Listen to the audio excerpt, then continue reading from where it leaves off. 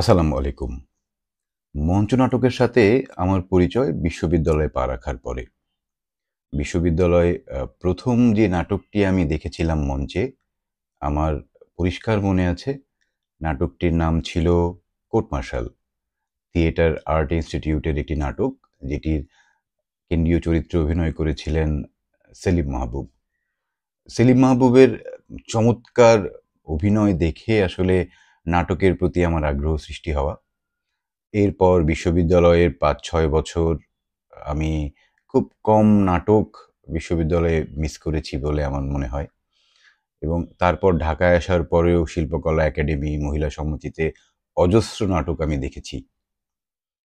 মঞ্চ নাটকের প্রতি আগ্রহ থেকে হোক বা আ আমার খুব কাছের কিছু বন্ধু যারা নাটক ও নাট্যতত্ত্ব বিভাগে পড়াশোনা করত তাদের মাধ্যমেই হোক, সৈয়দ জামিল আহমেদ নামটি আমার কাছে বেশ পরিচিত।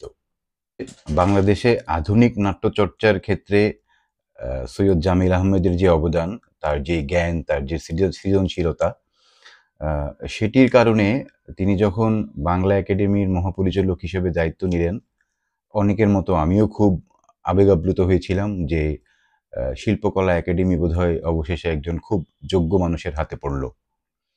কয়েকদিন আগে দেখতে পেলাম আ নাটকের একটি প্রদর্শনী বন্ধ করা হয়েছে। প্রদর্শনী বন্ধ করার জন্য বাইরে থেকে চাপ প্রয়োগ করা হয়েছে।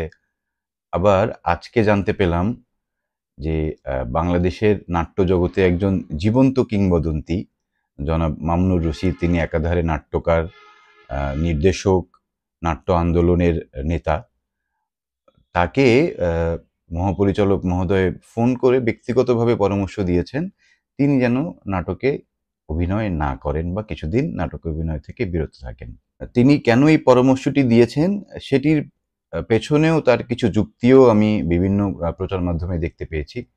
কিন্তু খুব হতাশ হয়ে আমি যে কথাটি বলতে চাই সেটি হচ্ছে যে সৈয়দ জামিল আহমেদের যেই আ ইমেজ, যেই চরিত্র আমি জেনে এসেছিলাম, আ সেই চরিত্রের সাথে বিগত কয়েকদিনের তার যে কার্যক্রম আমি মেলাতে পারছি না। শিল্প সাহিত্য চর্চার কেন্দ্রস্থল হচ্ছে শিল্পকলা একাডেমি এবং যিনি শিল্পকলা একাডেমির মহাপরিচালক, তিনি হচ্ছেন শিল্প সাহিত্য চর্চার অভিভাবক।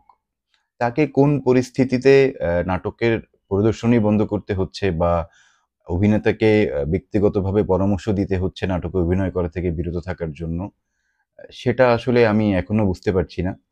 আমরা গণতন্ত্রের কথা শুনি, আমরা স্বাধীন মত প্রকাশের কথা শুনি, আমরা জনকল্যাণের কথা শুনি।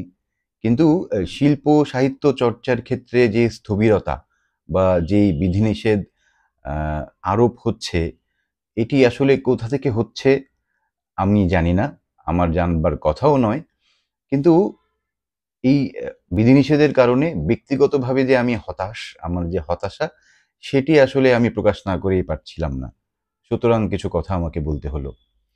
আমার মতো আ অনেকেই হয়তো আমার পরিচিত মহলে যারা আ এই হতাশা ব্যক্ত করবেন বা করেছেন। শিল্পচর্চার ক্ষেত্রে এই যে বিধিনিষেধ, এগুলোকে আসলে আমরা কিভাবে দেখব? আমাদের কিভাবে দেখা উচিত? আপনি কিভাবে দেখছেন? দয়া করে জানাবেন। জানতে পেলে কিছু প্রশ্নের উত্তর হয়তো আমি আপনাদের থেকে পেয়ে যেতে পারি। ধন্যবাদ।